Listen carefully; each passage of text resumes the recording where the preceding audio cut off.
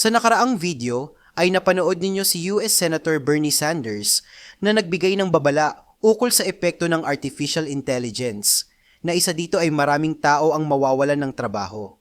Panoorin naman natin ang sinasabi ng mga maimpluwensyang negosyante tungkol dito. Narito si Elon Musk, ang pinakamayamang tao sa buong mundo at nagmamay-ari ng Tesla, SpaceX, Starlink, Neuralink at iba pa. Heto ang sabi niya. We will have for the first time something that is smarter than the smartest human. And that, I mean, it's hard to say exactly what that moment is, but there will come a point where no job is needed. You can have a job if you want to have a job for sort of personal satisfaction, but the AI will be able to do everything. Ang susunod naman ay si Bill Gates, ang founder ng Microsoft Corporation, at nagmamay-ari din siya ng napakaraming kumpanya. Isa siya sa pinakamayaman at pinakamaimpluwensyang tao sa mundo. You know, in terms of the jobs, this is going to take some period of time. But yes, although it hasn't been seen in large numbers, over the next several years, there will be some impact on the job market. Nowadays, when you say that, some people are like, oh, how can you say that? Isn't that going to slow the U.S. down in this race? But it's only honest for people to speak frankly about the fact this will have a big effect on the job market. Kilalanin naman natin si Geoffrey Hinton. Siya ang nagsimula ng AI. Dahil dito, siya ay tinaguriang the godfather of AI at ginawaran siya ng Nobel Prize for Physics, Turing Award at Queen Elizabeth Award for Engineering.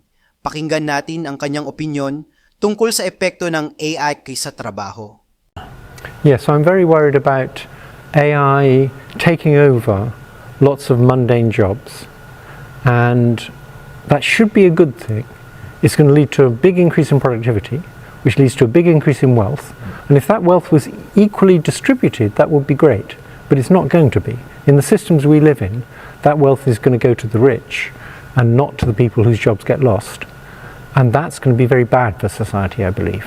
So it's going to increase the gap between rich and poor. Ngayon na alam na natin kung ano ang opinyon ng mga matatalino, mayayaman at maimpluwensyang tao tungkol sa epekto ng AI sa trabaho, tingnan naman natin ang aktwal na nangyayari sa Amerika ngayong 2025. Apektado nga ba ang trabaho ng mga tao?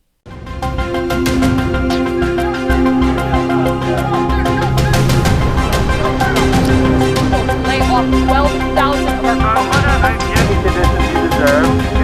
I grew my family and bought my first house, literally making my first. Google failed miserably to live up to Artificial intelligence is taking jobs, and that is not a prophecy anymore. It is happening as we speak. Let me show you a new report from the US. It traces monthly layoffs in the United States, and look at the data for October. More than 150,000 jobs were cut last month. Imagine that, 150,000 jobs gone in just 30 days. It's the worst October for jobs since the year 2003. It's also up from around 50,000 firings in October 2024. So the layoffs have tripled this year compared to last year in the month of October. If you look at the last 12 months, the picture is worse. The United States lost more than 1 million jobs in this period. Again, imagine that, 1 million jobs gone in 12 months. The AI churn has arrived. Now look at all the major firms. Amazon is cutting 30,000 jobs.